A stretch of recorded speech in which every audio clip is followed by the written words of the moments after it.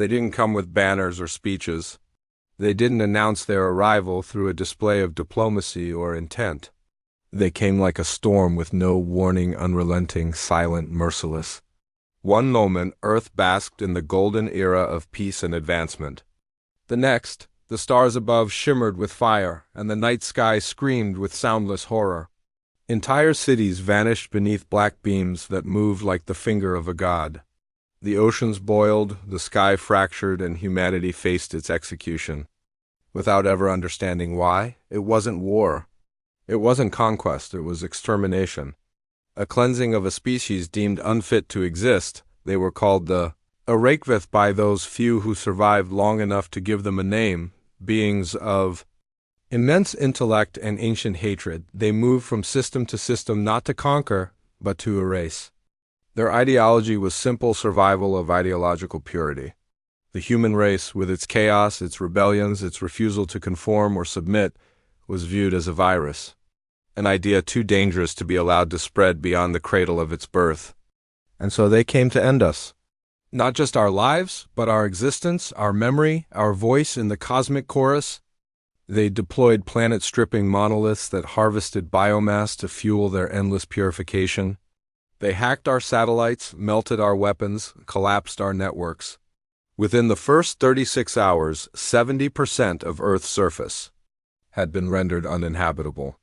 The major cities New York, Moscow, Shanghai, Johannesburg, Sydney were turned into silent craters, cradling the bones of millions. But even in that darkness, in that unimaginable grief, the human spirit sparked, like dry flint struck against the void.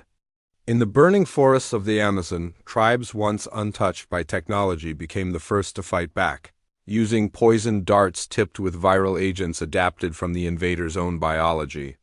In the sewers beneath London's ruins, children, barely old enough to understand the word war, laid traps using scavenged tech and makeshift bombs.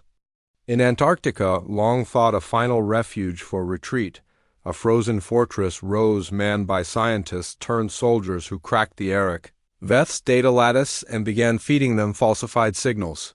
Every man, woman, and child who lived saw one another not as citizens of fractured nations, but as survivors of a shared fire. We stopped being French or Nigerian or American or Indian. We became human, only human. All human. The invaders couldn't comprehend it. They erased entire species with the push of a thought, but humans were different. We weren't unified by blood or culture or biology. We were unified by belief, by defiance. You could crush our skulls, melt our cities, poison our soil, but you couldn't erase the idea of us. Every life taken became a whisper that traveled like wind across ashes. Every child hiding in the rubble knew not fear, but purpose. Our pain didn't weaken us, it tempered us. That was the thing they didn't understand. We are not just flesh and carbon. We are an idea. An idea that when everything is lost, we keep going. That when the world ends, we crawl through fire and say, not yet. When Paris burned, a musician played a cello among the flames until the last breath left her lungs. In Tokyo, a firefighter carried 12 people out of a collapsing tower before diving back in for the 13th. In the remains of Detroit, a group of engineers built a makeshift radio that broadcast the same message on repeat. We are alive. We are fighting. You are not alone. These weren't soldiers. These were bakers, farmers, programmers, grandmothers, teenagers. Ordinary people who, in the absence of hope, became something divine, something eternal. They became the myth made real. In the heart of the Andes. A secret bunker named Bastion 6 became the epicenter of human resistance. There, the remnants of the world's greatest minds worked in freezing silence, decoding Unbreakable technology, reverse engineering their weapons, adapting their communication protocols. For the first time in the war, we fought not with desperation, but with strategy. Drones stolen from the invaders were refitted with neural jammers.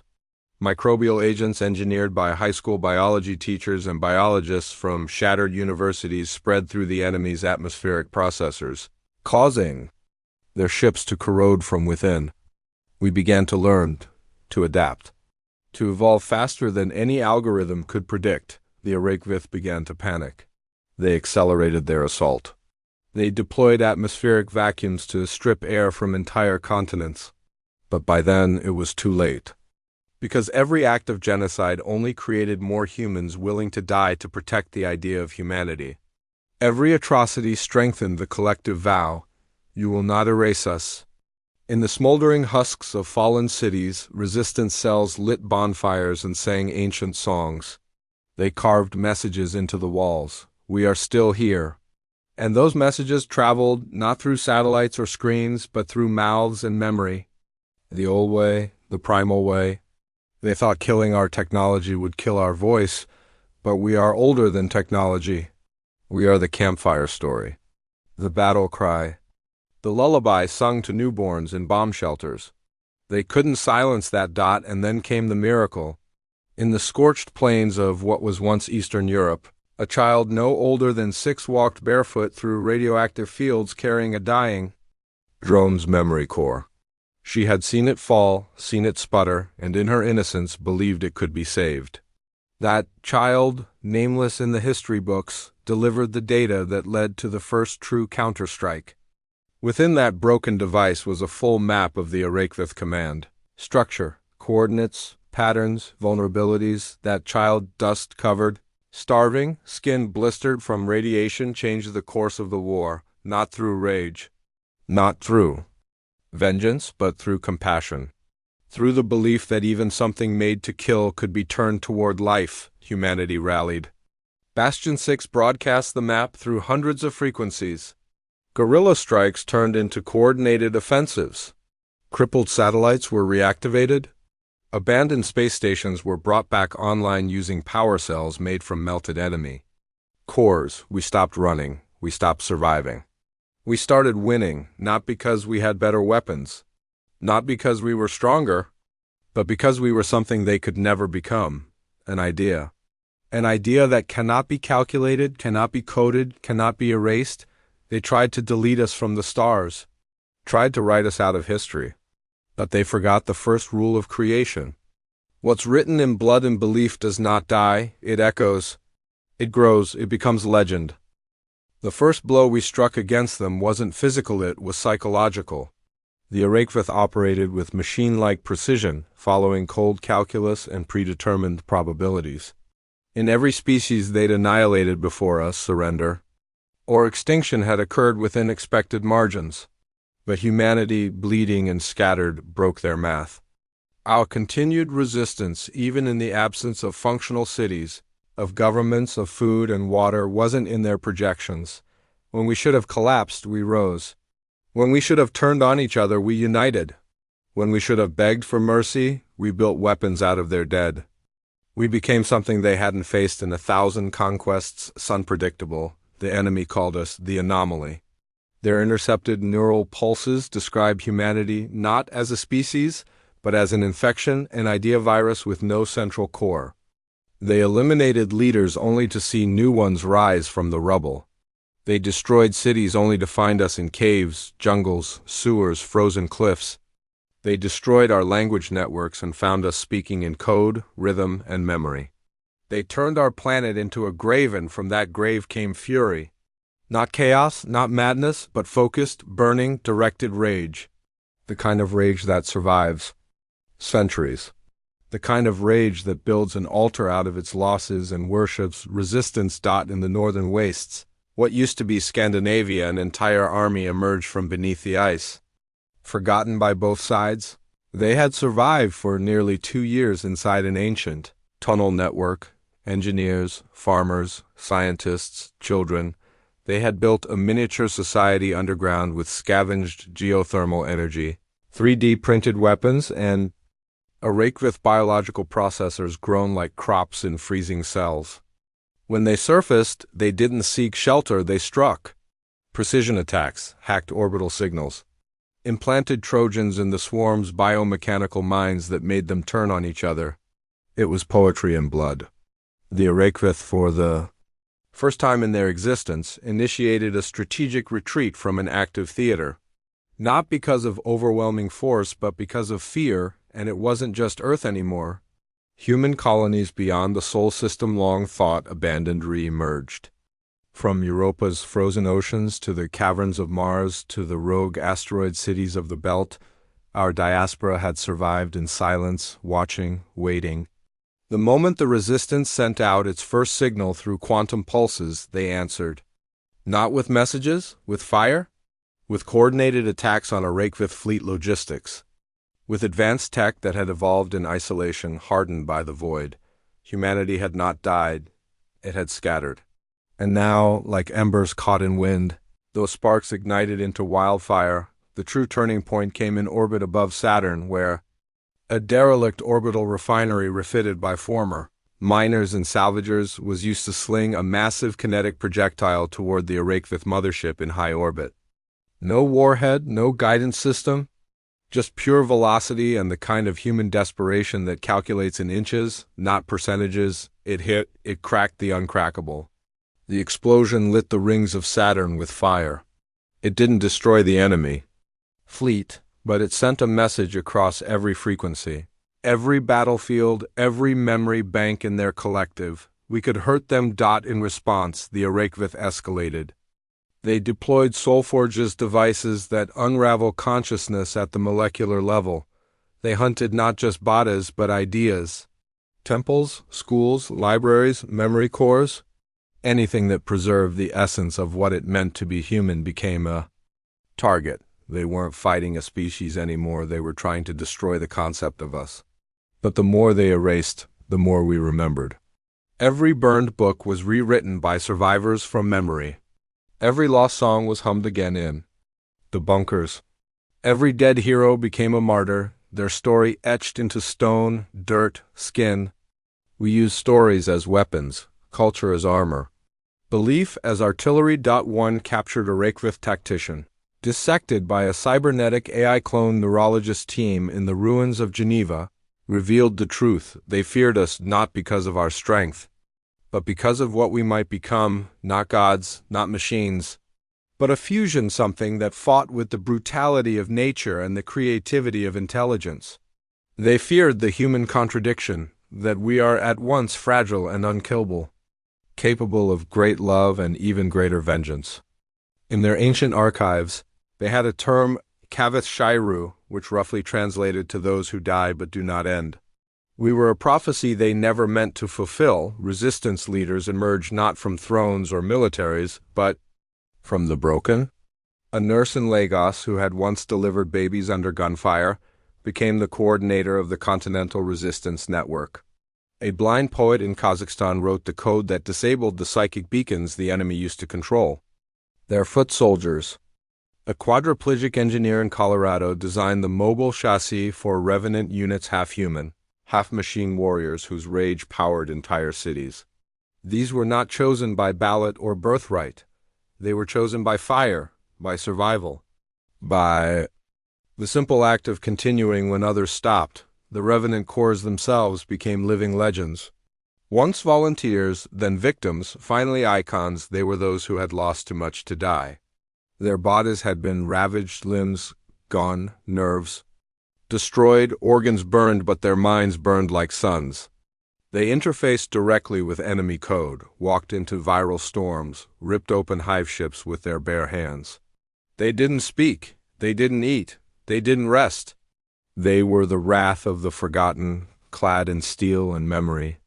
A Reykjavik called them eco-born, the dead who speak. Wherever they appeared, enemy lines shattered. Not because of their firepower, but because they were proof that the idea of humanity was now walking, breathing, and fighting back. It was in the final hours of the second wave, when the skies over Earth once again darkened not from enemy ships this time, but from the burning wreckage of their fleeing armadas, that we realized something fundamental had shifted. We were no longer defending ourselves. We were no longer trying to survive. We were winning. For every human that fell, 10 rose. For every world they tried to silence, another lit up with resistance. We had become exponential, viral, UNCONTLNABLE. And that is when we made the decision, not to conquer, not to replace, but to remember, to preserve, to ensure that no voice would ever again be silenced by arrogance disguised as order. The Arakvith were not just defeated, they were broken. Not by our weapons, but by the realization that we were not what they thought. We weren't meat wrapped in emotion. We were belief wrapped in flesh, and belief, once born, cannot be buried. It echoes. It endures, it infects. It evolves.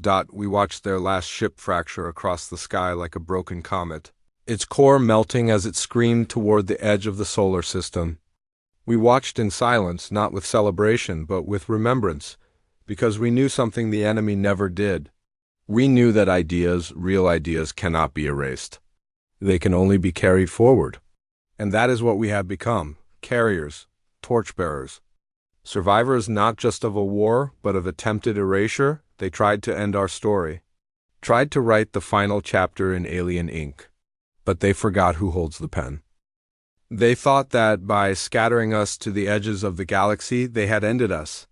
That without our Earth, our governments, our libraries, or our history, we would become animals, broken, confused, silent. But the truth was, they had done the opposite. In trying to shatter us, they had cast the shards of humanity across the stars like seeds. And from those seeds, something far more powerful than they ever imagined began to grow. Because Earth may have been our cradle, but we were never bound by soil. We are a species born in struggle, hardened in chaos, and obsessed with meaning. You can destroy our homes. You can slaughter our people. But you can't kill what we carry. Inside, the idea that we matter. That every moment, every sacrifice, every breath is part of something bigger.